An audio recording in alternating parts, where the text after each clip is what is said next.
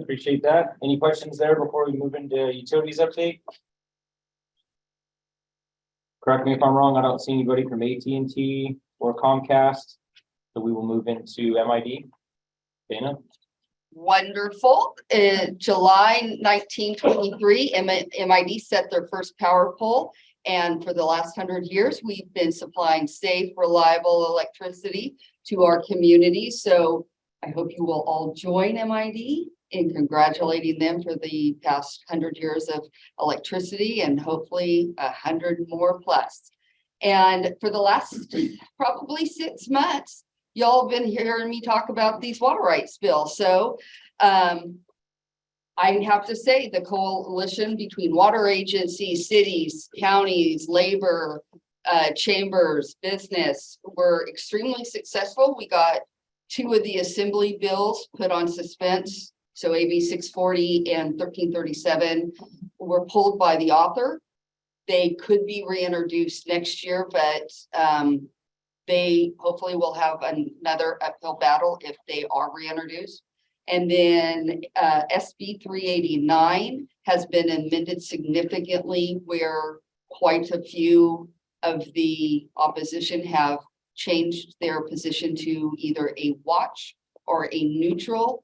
MID currently is seeking an amendment regarding due process, so we remain unopposed, and hopefully the author will see how we are correct in our assessment of this bill and allow the amendment to go through. So it's been good for the city and our communities to have these bills squashed. Other than that, I know we had a power outage. I think it was yesterday or Wednesday downtown for a couple hours. That was a Mylar balloon. I cannot stress enough. No Mylar balloons. They're a menace to power poles. So please, the plastic rubber ones, whatever that stuff is made of, regular balloons, latex, knock yourselves out. Mylar balloons, I kindly request a no. Perry's gonna try to build that. Actually, there have been several bills introduced. No, there have been several bills introduced, and you would be surprised how heavy-handed the Mylar balloon lobbying is. I was unaware that they have lobbyists. They do, and they're very successful. But I believe, is it San Diego Gas and Electric is doing test and have I'll say a prototype, or they have a different type of material that doesn't cause the problems that Mylar does, and that's been introduced. But I honestly, I've been so tied up with these water rights, I don't know where it is or if it got stuck in committee, because it's surprisingly their lobbying is, I mean, I thought some of these other lobbying groups were heavy-handed. Mylar's got something on it. I don't know that, but yes, it was a Mylar balloon. So again, please watch where your balloons go, or don't let them go at all. But so far our system is holding up in this heat wave. Very good. Any support you can use on the water bills, please let us know. I know that we're actively engaged in meeting with some folks on our own time to strategize and discuss that as well. So I'll let that be known. Great.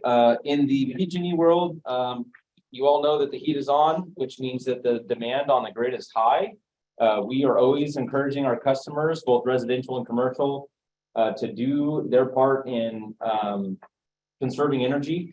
In other words, do your chores during off-peak hours, which is anytime before 4 p.m. and anytime after 9 p.m.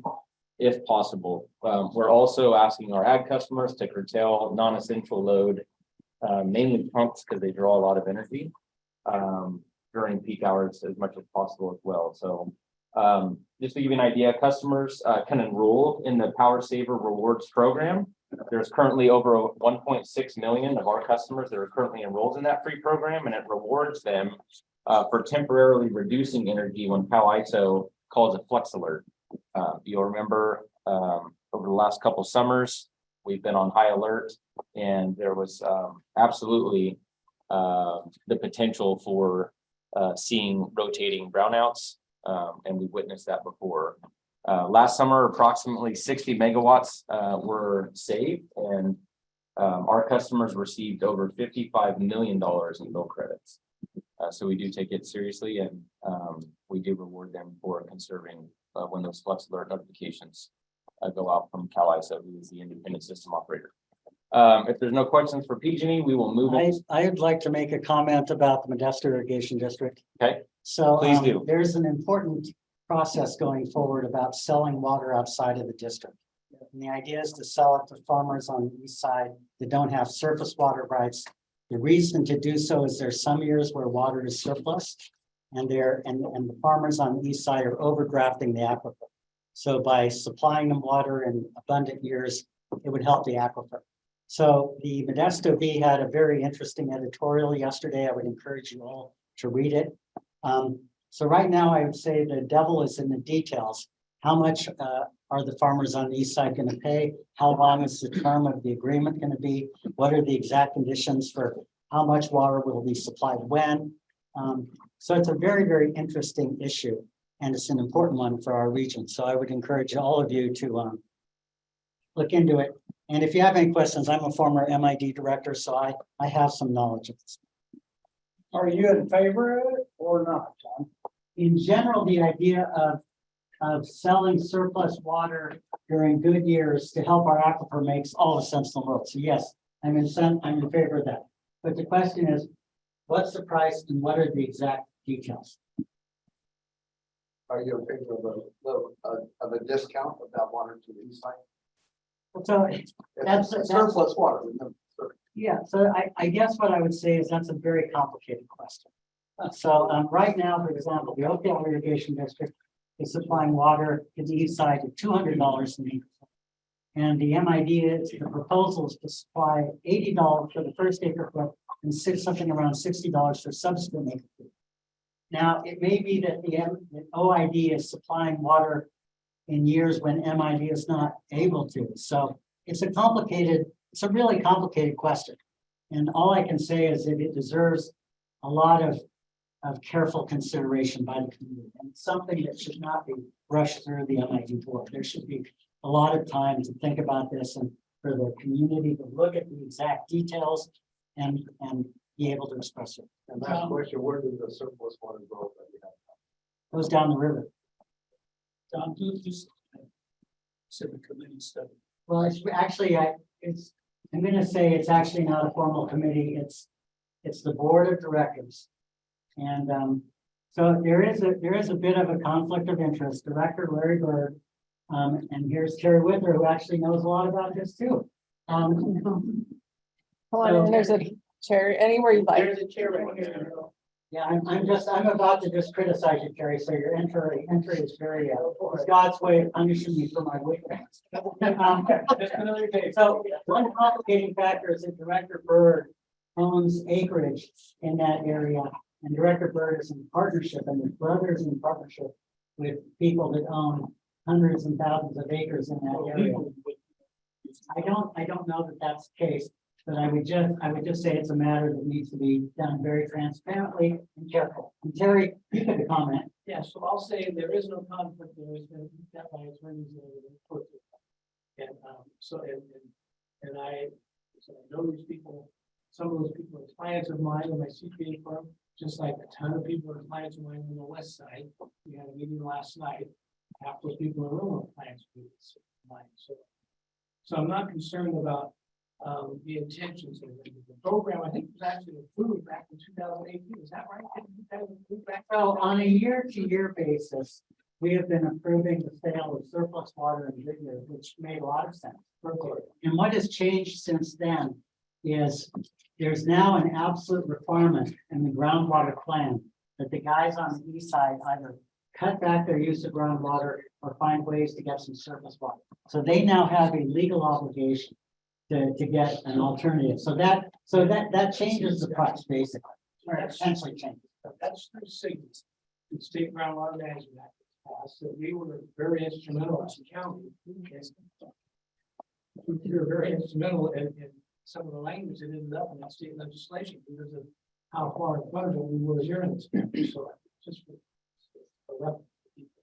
So what's being proposed is not just for the people on the east side, it's for people anywhere, north, south, east, and west in our county, in this basin, within the, not necessarily within the boundaries of the district, but out of bounds of the water. Within the district. The thought is behind it, this will allow water to individuals who are pumping right now, they're in over wide areas that don't have, aren't serviced by a district. It will allow them to, in wet years only, be able to shut their pumps off and get some water to their fields, which will help with recharge, right? It's going to help bring water to their fields. They won't be sucking it out of the ground through their well, but be using surface water that comes from the rivers, which is a good thing, which is everything Sigma wants us to do. It's even something Sigma that the state looks at and encourages us to do.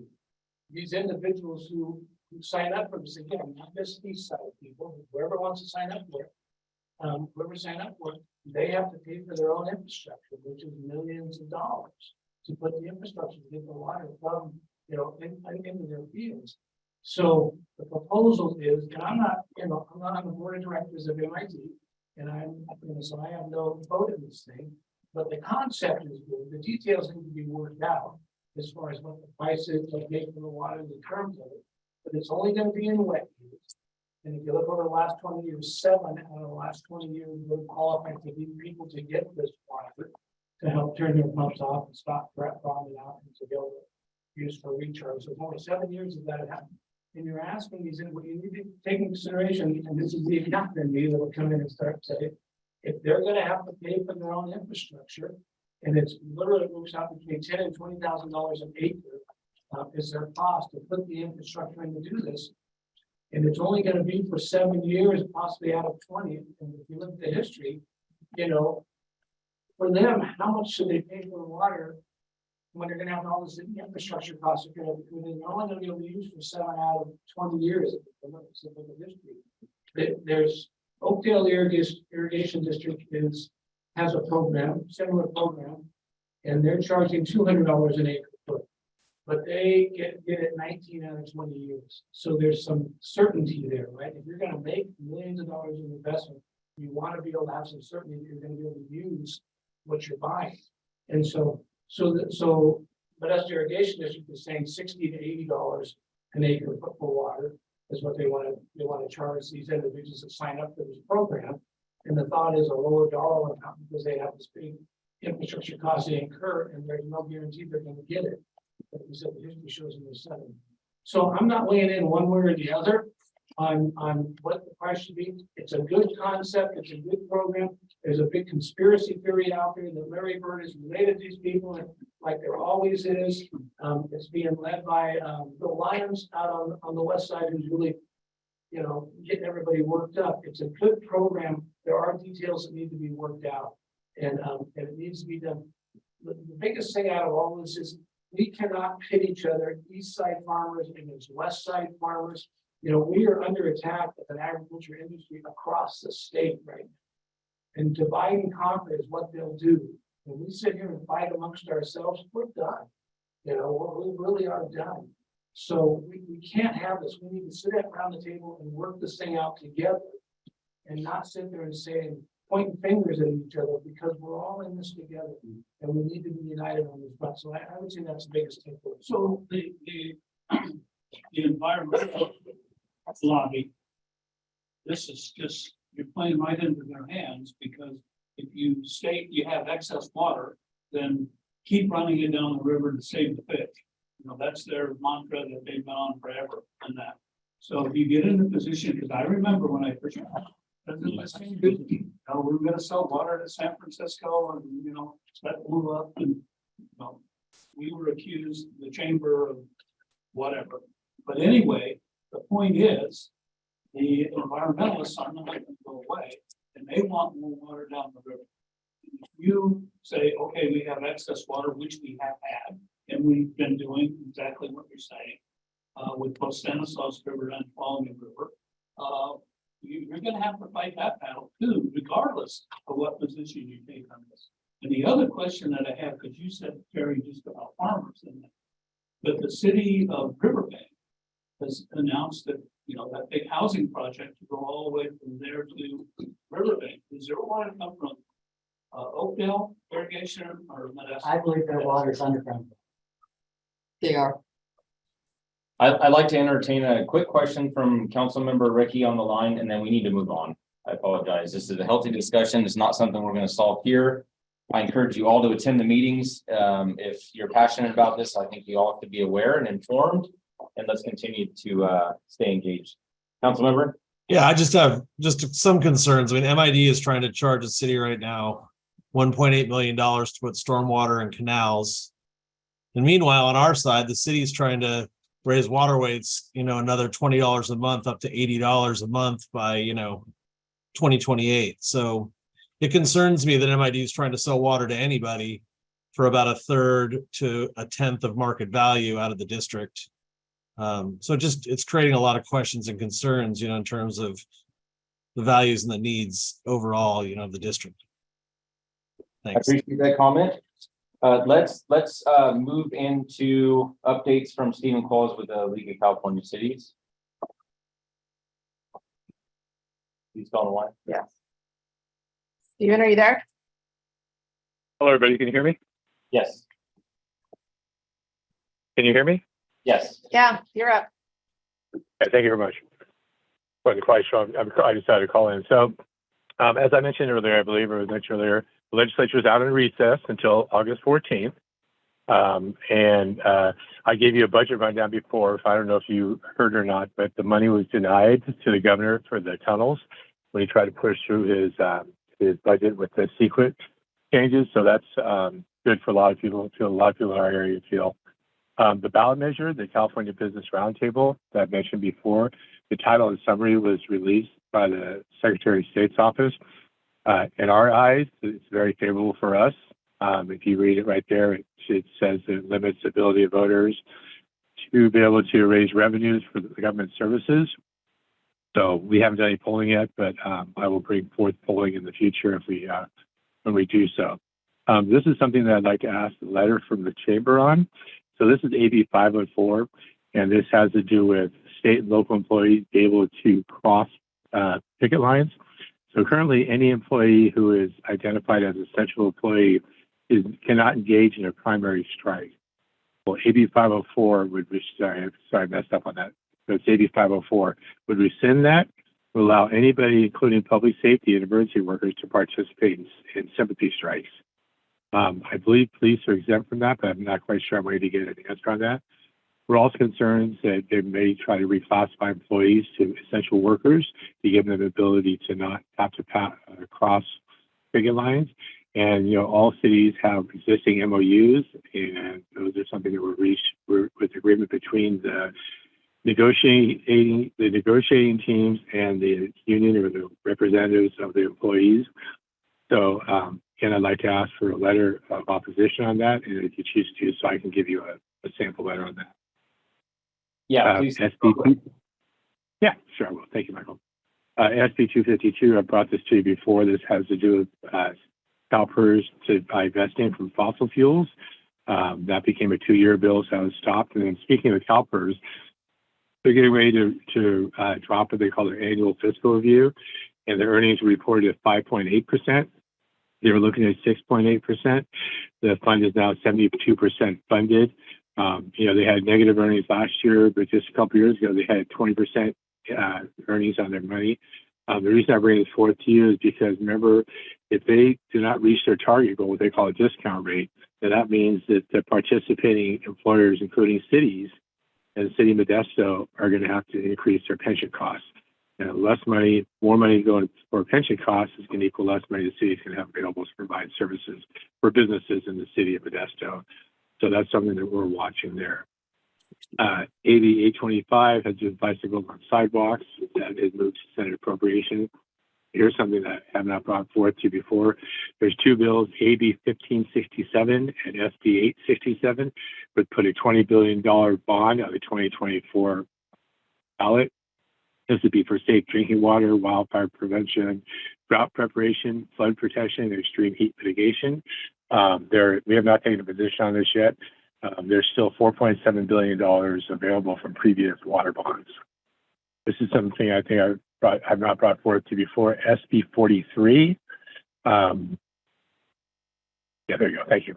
SB 43 has to do with behavioral health from our own Senator Eggman. This would update California 1967 conservatorship law. I think that it has not been updated in like 20 years.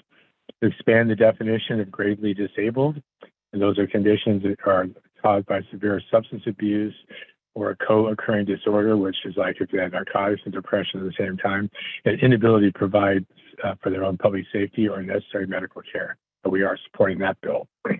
Another one from Senator Eggman is SB 363, which has to do, it's a real-time internet-based dashboard to collect and display information on available beds in psychiatric and substance abuse facilities. And then AB 1215 has to do with, it's a grant program for homeless and domestic violence shelters to accommodate pets. We know a lot of times that's a barrier to people being willing to go into housing. SB 423, we've covered this one before. SB 584, that has to do with the 15% state TOT tax going on. We have not taken a position on that yet. Some of our concerns are that some cities, 2/3 of their general fund comes from TOTs, and there's this 15% state TOT placed on top of the local TOT. That could prevent people from either extending current TOTs or maybe staffing new ones. This has only to do with short-term rentals, your VRBOs, and it does not have to do with hotels or motels. AB 1532. So this has to do with office conversions into residential dwellings. It would be completely what they call by right, which means that there'd be no conditional use permits and no oversight by the city or CEQA. It would exempt the project from most impact fees. They would be able to pay those. Once they do have to pay, would be able to pay over 10 years. We've all seen what's happened with the offices. The vacancy rate, especially in most major cities, has dropped tremendously. I mean, has increased tremendously, sorry. And so we have concerns with that. We are opposed to that bill. AB 1034 would prohibit police from using what they call biometric surveillance or face recognition in connection with any officer body cam or the data is collected by that camera. That person who felt like they had been violated would be able to bring a lawsuit against the state for doing so. I mean, against the agency for doing so. They also not be able to share that information with any outside state or federal agency. I'll ask another bill later on. And then, it sunsets in 2027. We've always been supportive of accountability by law enforcement, but we have a standing policy that to ban new technologies that are useful in performing public safety is not appropriate. AB 1463 has to do with automated license plate recognition systems. That is a 2-year bill now.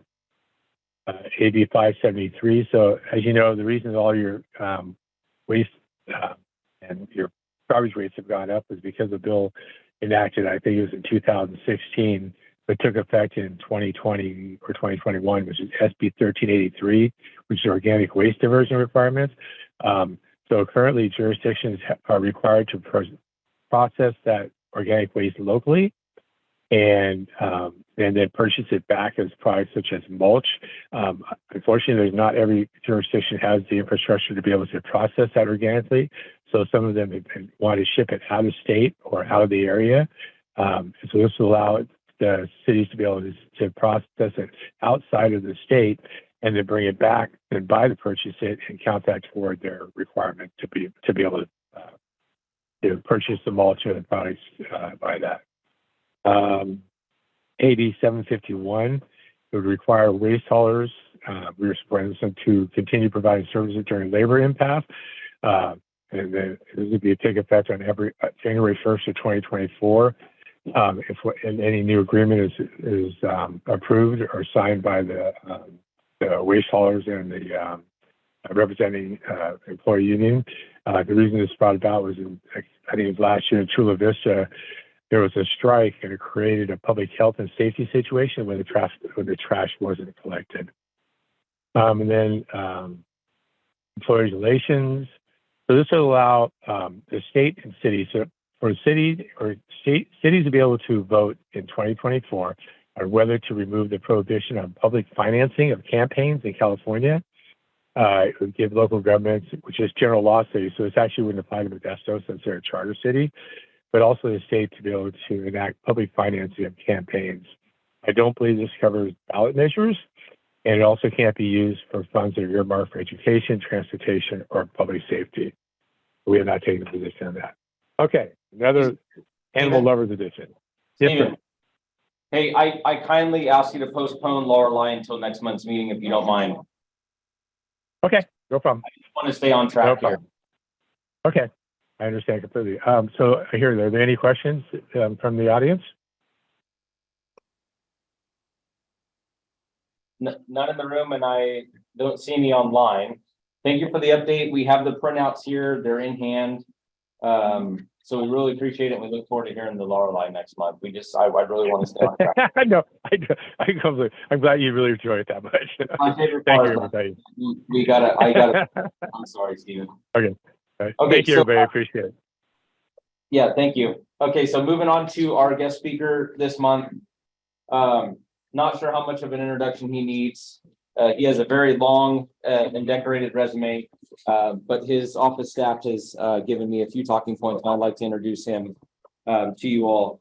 Congressman Tom McClintock represents the people of California's historic Sierra Nevada foothills in the Central Valley in a newly configured Congressional District 5 that stretches from Placerville to Modesto, through the Yosemite Valley and onto Kings Canyon.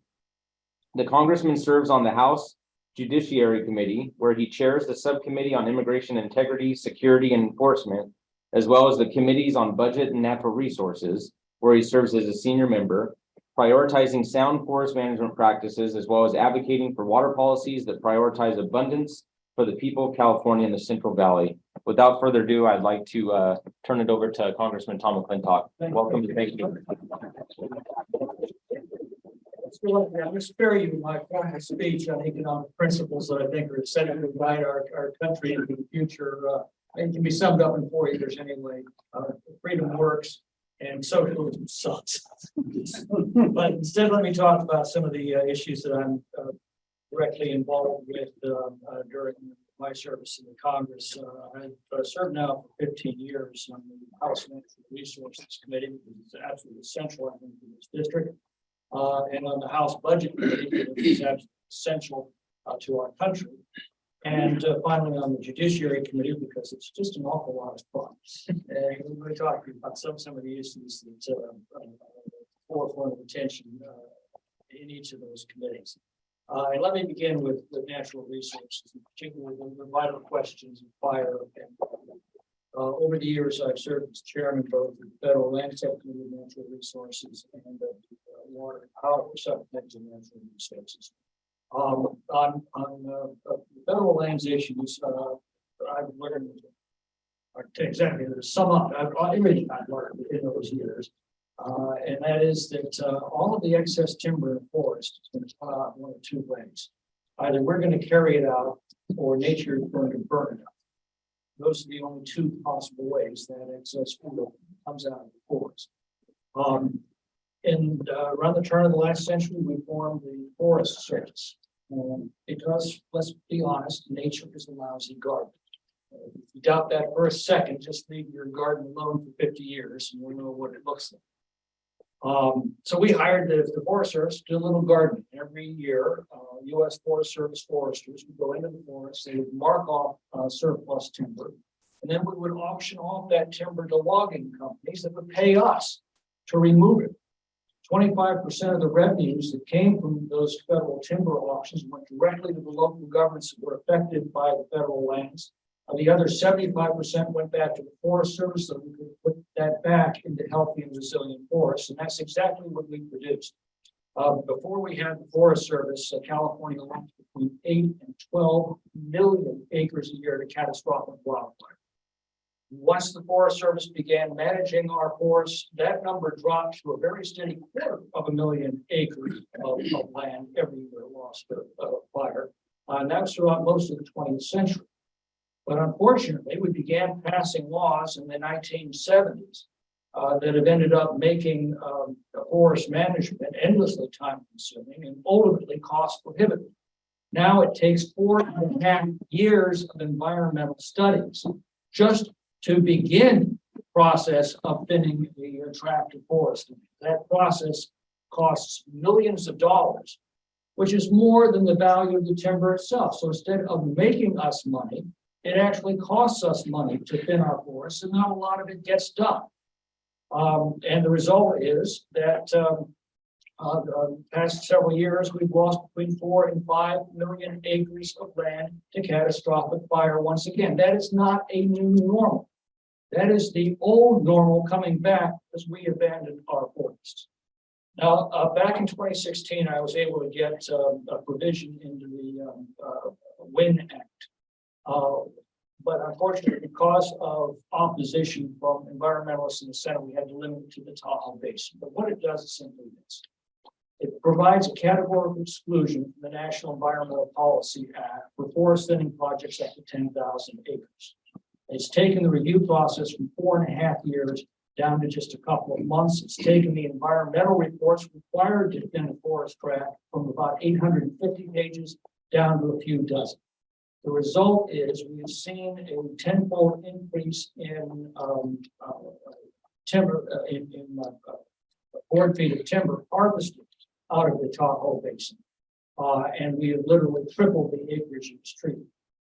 But as I said, that's only been limited now to the Tahoe Basin, but it's been in effect now for 7 years and it's worked. And we know it's worked because when the Caldor fire was barreling toward the city of South Lake Tahoe, it hit one of the tracks that we had thinned under this new authority. The fire lay down and we were able to extinguish. Otherwise, we would have lost the city of South Lake Tahoe. Unfortunately, just a few miles away was the town of Grizzly Flats. That's not in the Tahoe Basin. That's across the border into the El Dorado National Forest. For years, we've been trying to thin a tract called the Trestle Project. We knew, I mean, everybody knew the topography, the fire behavior. That was a critical tract to protect the town of Grizzly Flats. But it had been stalled for more than a decade by environmental litigation spawned by these same environmental laws. The fire hit that tract, exploded, and took out the entire town of Grizzly Flats. You've been there recently, but I know you haven't been there recently because it doesn't exist anymore. The devastation was so complete. You could stand in the middle of town and not know where you are because there were absolutely no reference points. My Proven Forest Management Act simply tries to get that provision that we got in 2016. Again, it was a bipartisan majority at the time. It was Barack Obama who actually signed that law. Simply get that proven process to affect all of the federal land so that we can get back to the business of managing our forests. My ambition right now is to see if we can get forward to the farm bill. That is a must-pass piece of legislation that will be taken up within the next 7 months. So that's my objective. On the question of water, again, I served many years on the water and policy business chairman. And what I learned in those years is droughts are nature's fault. They happen.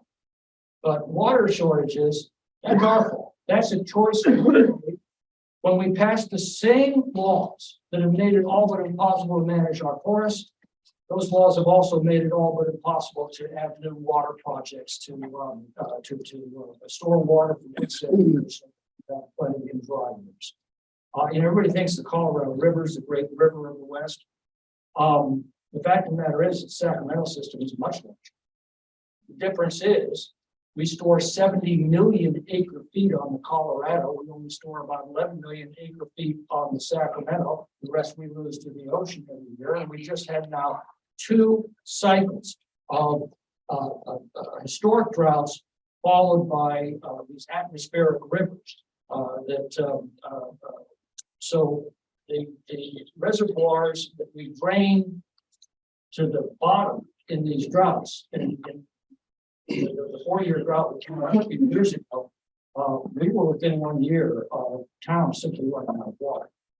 We have no place to store it. And we have the atmospheric rivers open up, and those same reservoirs are filled to capacity. We have to open the floodgates because we've got no place to store that excess water. And the frustrating thing is, it is the same laws that are supposed to protect the environment that have become so damaging to it, both to our forests and to our ability to manage water. In the Congress 2 sessions ago, I was able to get out of the House a bill for one-stop shop for new dam construction. What it does is to streamline the process. When an entity wants to build a new dam, the Bureau of Reclamation will take control over the project. All of the environmental studies are to be run concurrently rather than consecutively. That's one reason why we can't build any more dams.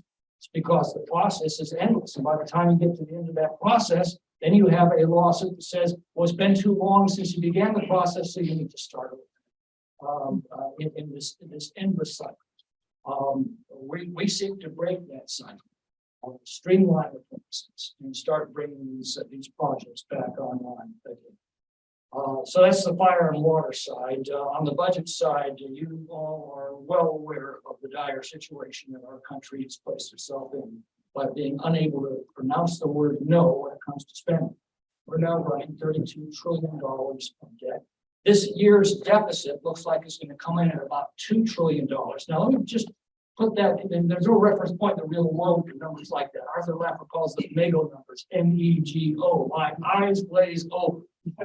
Every $1 trillion we throw around in Washington, D.C., think of that as $8,000 coming from an average family, because if you divide the number of households into $1 trillion, it comes to about $8,000 per family. So when I say we're running a $2 trillion deficit this year, well, that means we just added $16,000 to your credit card debt if you're an average family, and there's nothing theoretical about that number. That has to be paid back just as surely as it appeared on your credit card.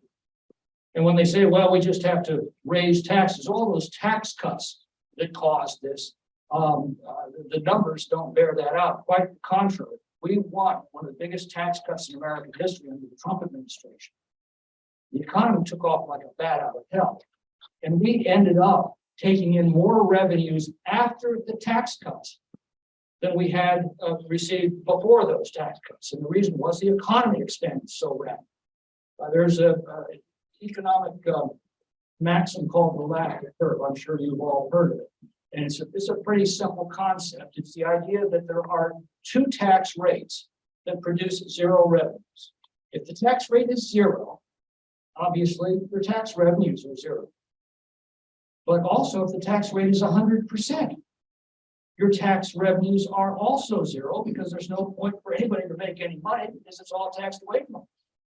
So if that's the case, then there is a curve where there is a point of equilibrium, where any tax rate above that amount actually produces less total revenue, because productivity falls, tax avoidance activity begins, and you actually begin, as you raise your tax rates, taking in less revenue. And you can see that historically, because if you look at tax rates over the past 100 years or so, you'll see that we've had periods where the maximum tax rate was as low as in the 30s, and sometimes when the maximum tax rate is as high as the 90th percentile, and yet our revenue collections as a percentage of GDP are quite steady at about 13 to 19%. We're not maxed out right now at about 19%. So raising taxes is not the answer. And borrowing is not the answer either. It is simply the flip side of taxes. I mean, borrowing is simply a future tax. This is all being driven by spending that is far in excess of the ability of the economy to sustain or to meet the genuine needs of the country. Whenever we tax a dollar, whenever we put a dollar into the economy, we first have to take that dollar out of the economy. We do it through current taxes, which reduce your current standard of living.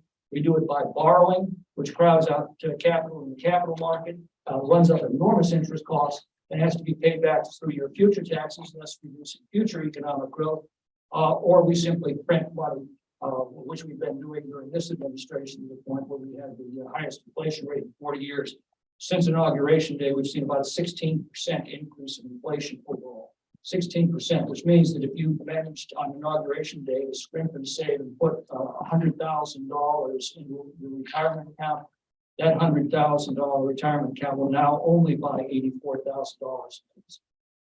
That's the damage it does. All of that free money they sent out, turns out it's pretty expensive. You've been paying it back every day at the grocery store and the gas station. So ultimately, we've got to bring spending under control. We're working right now on a budget that will do that within the next 10 years. We passed the Financial Fiscal Responsibility Act a couple of months ago. That bends us down by about $2 trillion over the next 10 years. It's not nearly enough. It's an important start. And we're going to continue to press to bring that spending back under control. Just to put one more thing in perspective. If you go back to April 1945, there was a very chilling meeting of the Senate Finance Committee. This was during World War II. And at that point in time, we were at about the same level of debt to GDP as we are right now. And the discussion around that, but Democrats and Republicans in that Senate Finance Committee, was a serious doubt whether we could continue the war into 1946 because we completely exhausted the economy. Bond sales were all failing. We maxed out our tax rates, and inflation was about the only other path to take. And they were desperately concerned that we could end up winning the war and then watching our country collapse. That was at the end of the war when we had maxed out all of our resources to take on the most powerful military powers on the planet. We're at that same point relative to GDP now, which means that we were confronted with the kind of international threat that we had on December 7th of 1941. I don't believe we have the resources to pursue that. The only good news I can offer is this. We did get out of it, but we got out of it because Harry Truman, a Democrat, in fiscal year 1946, took the federal budget from $85 billion down to $30 billion in a single year. He literally cut it by 2/3. He fired 10 million federal employees, called war demobilization. He abolished the excess profits tax, slashed income taxes. The Keynesians at the time were predicting 25% unemployment in the second Great Depression. Instead, we got the post-war economic boom. So it is possible to get out of the fix that we're in, but it's going to require extraordinary fiscal discipline to do so. So that's where we are on the budget. And then finally, touch on a couple of points on what we're working on in the Judiciary Committee. Obviously, right now, we're extremely concerned about the politicization of the Justice Department, the FBI, and the double standards that we're seeing develop politically in the administration of justice. That is absolutely deadly to any society that's based on equal justice under law and the rule of law. And my particular responsibility on that committee, I chair the immigration subcommittee. We just did a very heavy lift, got out HR 2, which essentially restores the policies that 2 years ago had ended up securing our borders, reducing illegal immigration to a trickle. We had the border wall nearing completion, and we were actually enforcing court-ordered deportations. Legislation we have produced essentially establishes those policies as a matter of war, a matter of law, not of whim. And we're going to be dealing with this for some time as a society. The numbers are absolutely staggering. Since the administration took office, we've had 2.1 million illegal immigrants deliberately admitted in the country in contravention of federal law. That is a population larger than the size of the state of Nebraska. While that's been going on, the Border Patrol has been consumed by taking names and changing diapers on the border. We have had another 1.5 million known gotaways. People who watch across the border simply couldn't percent. That is an additional illegal population, larger than the state of Hawaii. So just in these 2.5 years, that's what's been added to the population of this country. And it is beyond me how packing our classrooms with non-English speaking students is going to improve the quality of education for Americans. I don't understand how we're going to make hospitals more accessible by packing emergency rooms with illegal aliens demanding uncompensated care. I don't understand how we're going to make our communities safer by making it all possible to deport criminal illegal aliens. Or by introducing cartels and gang-related cartels, or pardon, cartel-related gangs into our communities. I asked that question to Christopher Ray, who came before our committee this past week, and he said it is a huge driver of crime. Many of these illegals come in deeply indebted to the cartels. Those debts are discharged through the gangs that come in with them, and that is causing getting in raised groups, and it's a huge driver of crime increases here in this country. And I'm afraid if this continues, we abandoned Afghanistan. We abandoned the Bagram base, which has the Parowan military detention facility. It was holding more than 5,000 of the most dangerous terrorists on this planet. We know where one of them went 10 days later. One of them went to Abu Ghraib at Kabul airport and detonated the bomb that killed 13 U.S. servicemen, including Nicole G. From this district. We don't know where the other 5,000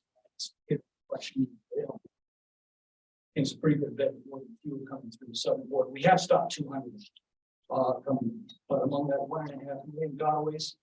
Think about this: if you cross a border illegally and simply make a phony asylum claim, you are guaranteed of being admitted into the country within 6 months, receiving work authorization, and notice to appear 4 or 5 years in the future for your asylum. So cross the border illegally, you're in. And that's why you see so many people surrendering to Border Patrol, because they know that's the new process. And it's in contravention of law, but it is the new process. The 1.5 million that deliberately evade the Border Patrol, they're obviously doing that for a reason. And the only reasons that I can think of is that they're either conducting criminal activity or they're hiding criminal records. And when you look at the 1.5 million coming in that way in the last 2.5 years, you're going to realize that this is going to end very badly for our country.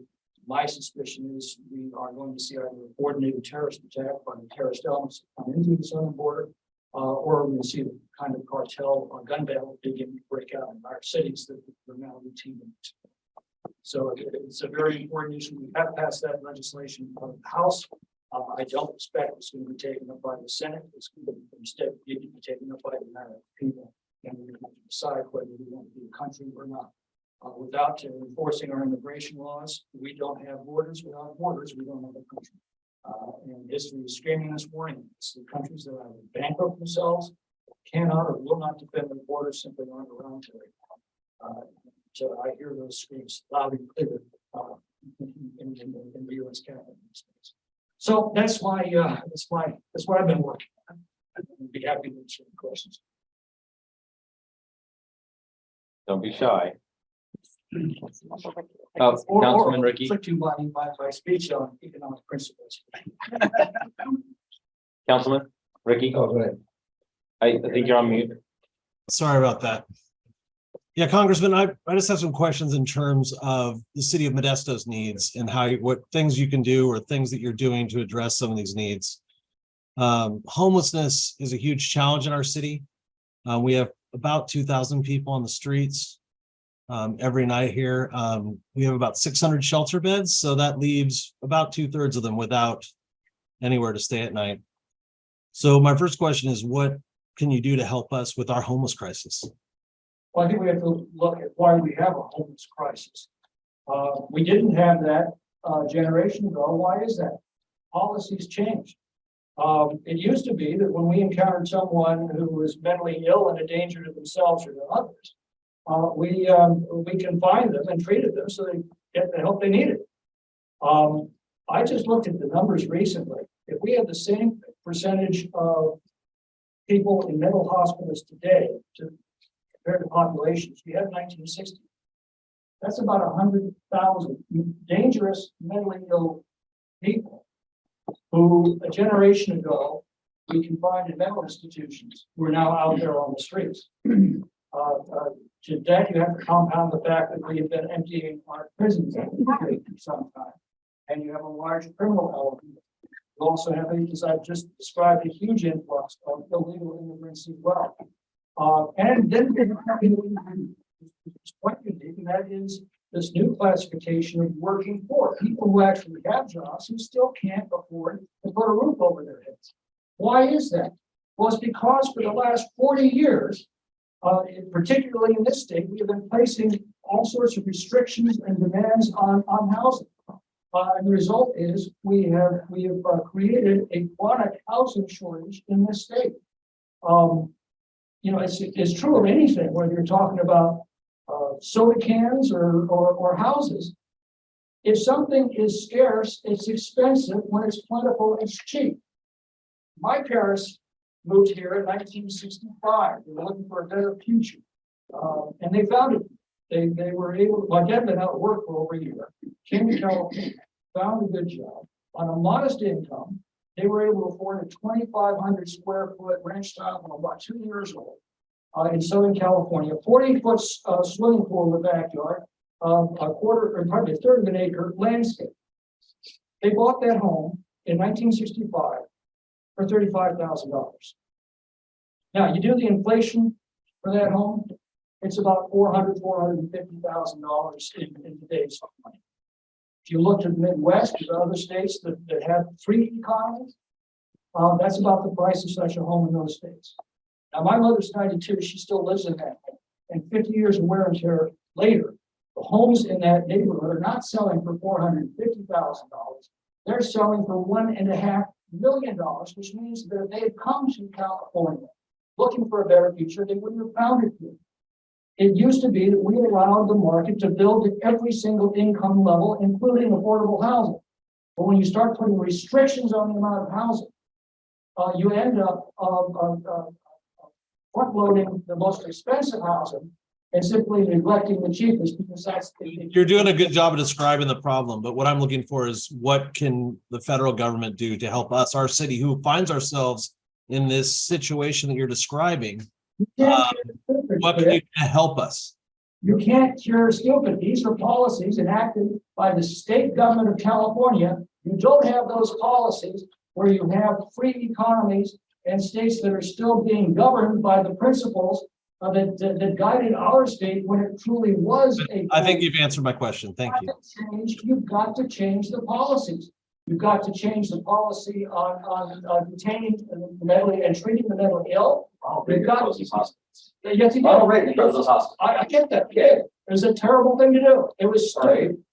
It was one of the few stupid things he did. But that's the point. And so you've got to change those policies, Chris. And there are states that do have enlightened policies and don't have this problem.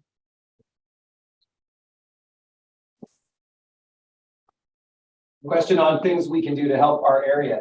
Congressman Duarte's been helpful on getting the SHOP Act into the House, and that's getting the frozen fruits and vegetables into the school lunch menus and the GusNet programs. Is that something, have you signed on to that program yet? Yeah, I've not seen that bill. Okay. Somebody certainly look at. All right, it's HR 3127, and we've been back on the Hill, and the Congressman's been helpful on that. Right. And so that, and then the Fridge Act. So those are things that will help the local food processors here and the frozen processors, and it helps us export. And those are some of the initiatives I'd like to see, because you're new to this area. And so the question of the point is, like, how can you help what's going on in this area? And that, so what are your ideas to help Stanislaus County? Well, I think the most important thing is the water issue. And I've been working on that for many years, and I describe our work today. I'll follow up with the American Frozen Foods Institute on that, but I think it's something to be very helpful for our regional ag producers. Appreciate you bringing that to my attention. Anybody else? I'm just gonna thank you for all your years of service. I know you've dedicated a chunk of your life serving people. And we're happy to have you now. Thank you very much. Thank you.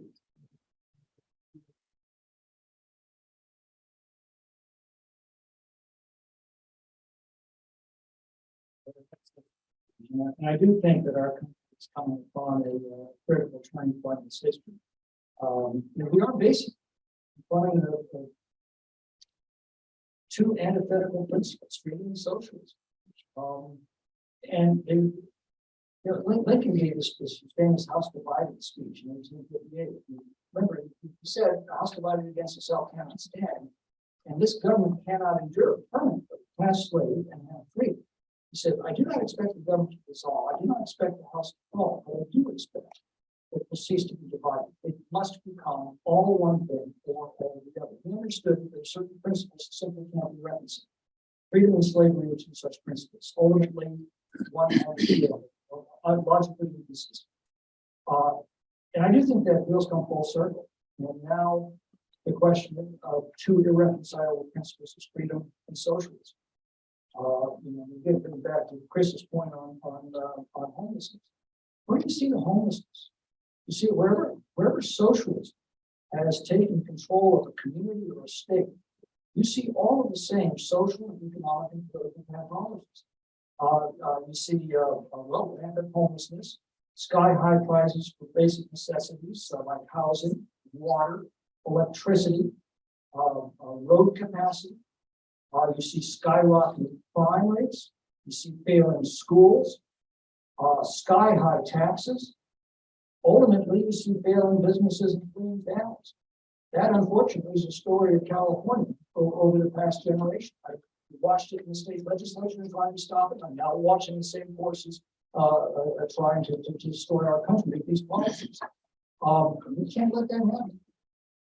As I said, freedom works and socialism sucks. And you can see that wherever socialism is practiced, you see all the same things. Doesn't that tell you that these policies are driving these conditions? And doesn't that tell you that we've got to, if we're going to change the conditions, we've got to change the policies? And the good news is we know how to do that. We know how to improve our schools. We had a first-rate school system with a fraction of the spending we are today in the 1960s in California, but we managed them differently. Teachers were in charge of their classrooms. Principals were in charge of the teachers, and the local school board was in charge of the principals through the parents. They could reward high-performing teachers. They could fire non-performing teachers. All of those policies thrown out of the window. And you look at every area every challenge we're facing today. It all comes down to policies that work and policies that don't work. And Chris, I'm sorry, but the policies practiced by this state don't work. We have proven that conclusively. It's about time we started changing those policies. So I want to thank you for your historical perspective. And I think that's one of our major issues. In our schools today, we don't teach history. So the people don't understand the things that you talked about. I mean, you go back and you talk about 1945 and have people go, well, that's in the past. Who gives a flip about that? But right here in this community, for years, the housing restriction has been immense. And all the people who want to solve the homeless problem, it's a supply and demand, just as you said. But if we don't allow housing, okay, housing costs are going to go up. That doesn't matter.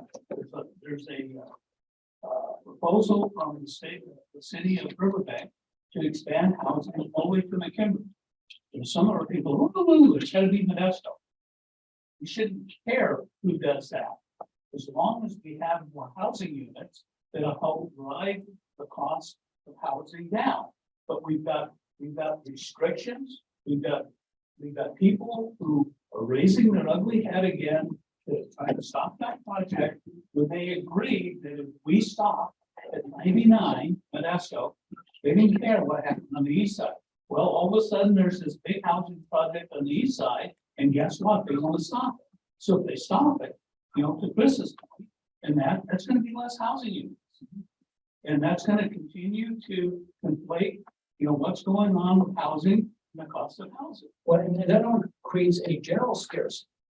It also forces the market to build to the upper levels first. Absolutely. I mean, if McDonald's was limited in the number of hamburgers they serve, my guess is those hamburgers would start getting very expensive because they would build to the upper level, not to the affordable. And that's what we've done with our housing market in California. You can see that because other states have not followed that forward, and they do have affordable housing there at the level, as we had when we followed those free market principles. The market was built at every single level, and you had affordable housing for every single income. Again, we've done this to ourselves. That's the good news. This is not because of some act of God. These are all acts of government. In fact, in the last 20 years or so, I've been pointing out, you look at the population exodus out of California, where are they going? They're going to Arizona, Nevada, Texas, and Florida for the most part. Now starting to head out to Idaho. And I've often pointed out, you look at this beautiful state, everything we've got, it's the most equitable climate, the entire Western Hemisphere. We're on the Pacific Rim in a position to dominate world trade on the Pacific side. We have the most bountiful resources anywhere in the continental United States. And yet people are finding a better place to live and work and raise their families out in the middle of the Nevada Tech Range. I can't think of a single act of government that can do that much damage. But acts of God can do that much damage. Acts of government can do that much damage, and they have.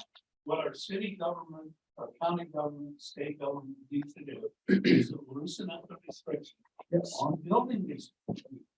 Again, supply and demand. You loosen up the restrictions because you know that everybody in this room knows that over the last 25, 50 years, that the restrictions to build a house, all it's done is drive the cost up and up and up.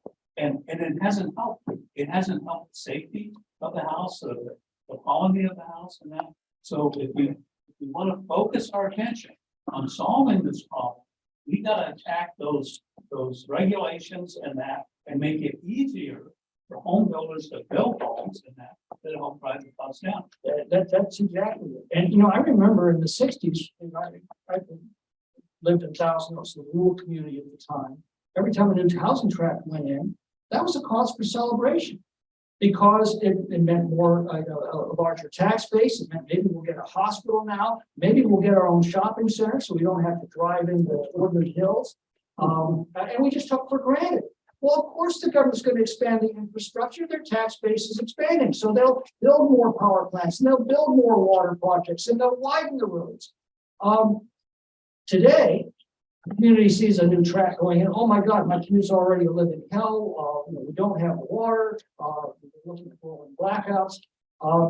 Again, those are all choices that we made through our government. And the good news again is we can change them whenever we summon the word war to do so. But we've got to do things a lot smarter than we have. Here's the other good news. I do see that starting to happen. I think democracies in normal times don't. They don't necessarily make the best decisions because most people aren't paying attention because they don't need to. Things are going reasonably well or even reasonably poorly. Why would you spend a lot of time out of your work, your family, to follow every nuance of the public policy debate? So democracies in normal times will occasionally drift off course, but that's when you see their true strength and resilience emerge. People, as they drift off base, one by one, individual citizens begin to sense the approach of danger, and they start rising the occasion. They start putting aside their personal lives, spending more and more time focusing on these issues, and they start making very good decisions in order to set things right. And even in California, I believe that day is coming. Our problem is that the exodus out of the state is now so dramatic. I used to think that things would get bad enough, people would wake up and set things right. What I'm discovering is there's a point when things get bad enough, there's a point where it's just a lot easier to move to another state.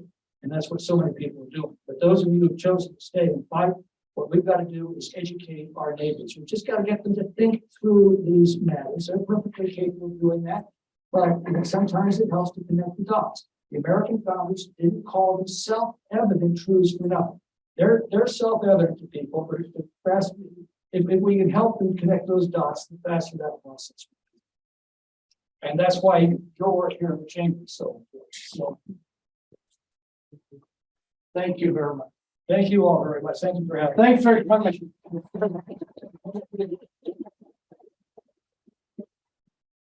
So we are right at time. Trish, if you'd like to, let us know what's going on at the chamber that we should know about or, show interest in attending, please let us know. before we Sure. adjourn. There's just a couple big things on the horizon and actually just on the verge of launching is our promotion for our first Touch a Truck event. I say that slowly because it doesn't work if I say it fast, no one understands. We will be bringing a wide array of equipment, vehicles to Modesto Junior College West Campus on September 30th, specifically for all the littles and their families to come and explore, get to see some of that equipment up close and personal. We're not just going to see a fire truck and a police truck, but we're going to see the jail bus and all, just think variety of industry. We have utilities coming from county and city. We have partners in other arenas. PG&E is looking at what they can send, and we're working to not replicate. So it's going to be a wide array of things we don't typically get to see, like the grinders and the pavers will also potentially be there. So the list is growing on us a little more than we expected in the last 24 hours. So we're working on our land space at the moment, but super excited to. Ag, equipment. There's some unique ag equipment. We've cast a lot of nets.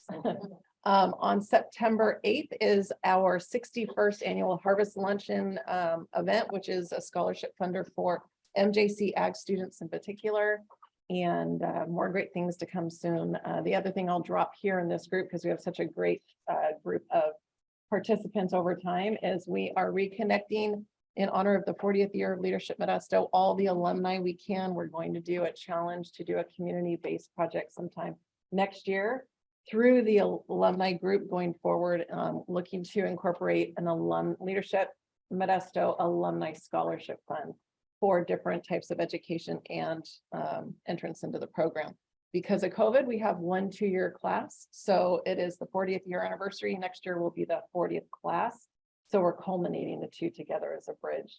One of the originators, Dave Kilby, with a few others that are still kicking it here in town, will be back at some point next year to also address the alumni group and the current class at that time. So those are the 3 big ones I'm going to touch on for now. What was the name?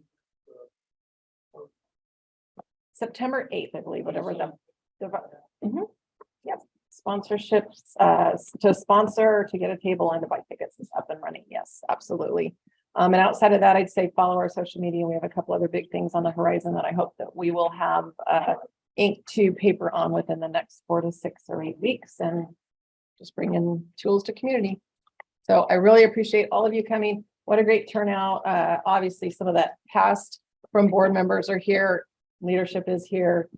Past employees, now board members here. I love the network and the unified support we're getting here today, and greatly appreciate your time driving down here to join us today. It means a lot to us. Thank you very much. And I will say the Touch a Truck event is at the MJC Ag Pavilion. So we would expect that the ag community shows up well. So our next meeting is Friday, August 18th, the 3rd Friday of the month. We will be hearing from Dan Leavitt, who is the manager of regional initiatives for the San Joaquin Regional Rail Commission.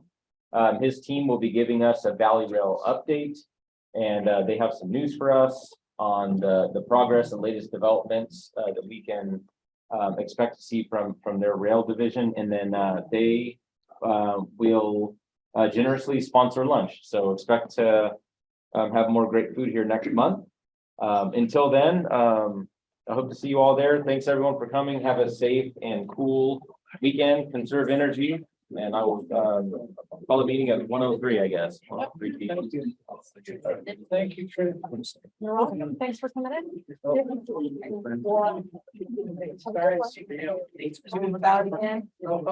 Yeah, that's awesome. Yeah, you can go out that way. I think.